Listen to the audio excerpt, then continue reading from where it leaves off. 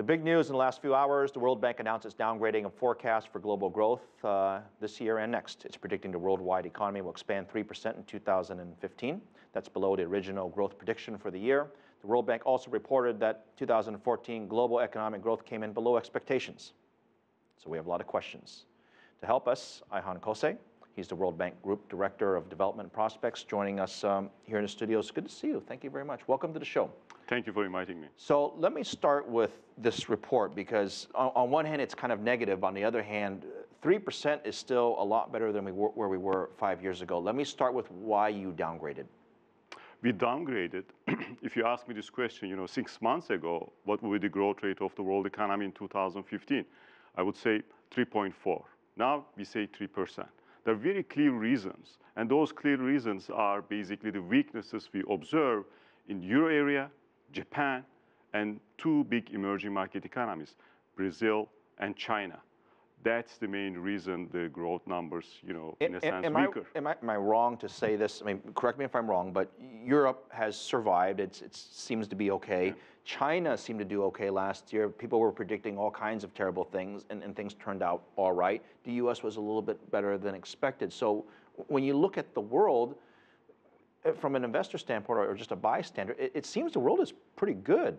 Am I wrong about that? I think world is in a reasonably good shape. But let me talk about each region you mentioned. I mean, when you look at the U.S., very healthy growth, around 3.2% in 2015, rapidly improving labor markets. You look at the Euro area, you don't see that. The growth is around 1%. You look at Japan, growth is again around 1%.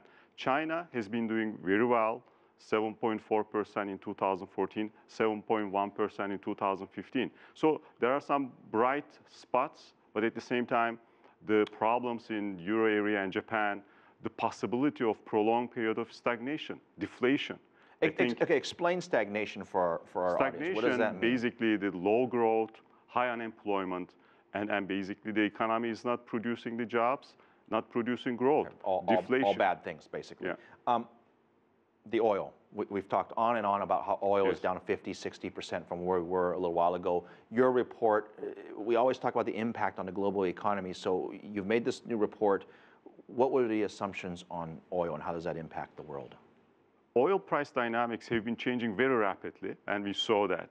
We were thinking that from 1 year to 2014 to 2015, oil price was going to go down around 30 to 35%.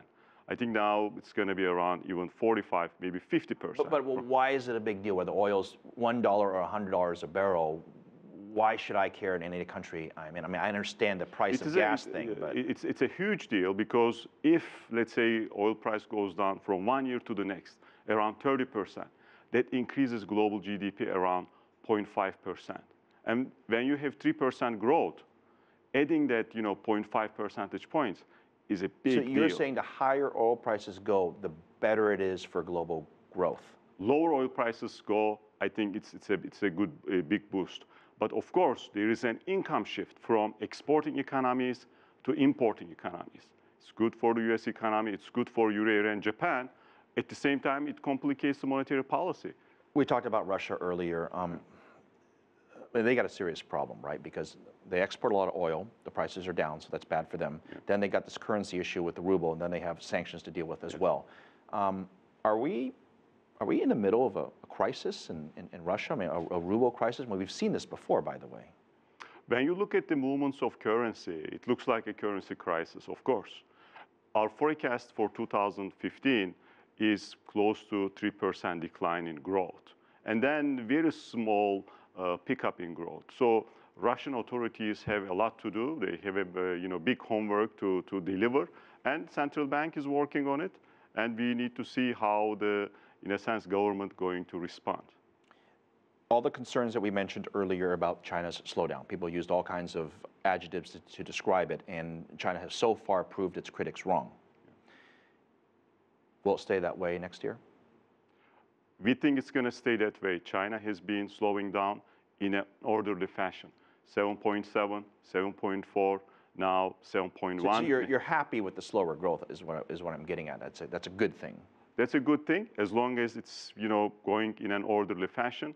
And China is still contributing a lot to global growth. It's trying to change this growth model, and it has done remarkably well so far in terms of calibrating its policies, paying attention to financial excesses. So all in all, it's good. So, okay, you downgraded global growth for this year and next. What would it take for you guys to upgrade global growth? Is there one thing that you can point to that if it were to change, you would change your mind? I think that if we see a pickup in Euro area and Japan, if we see pickup in these emerging market economies, Brazil, Russia, things are improving, we will, of course, increase our growth forecast. Okay, Ayhan, Kose, good to have you here from the World Bank. Thank you very much for explaining your big report. Thank you.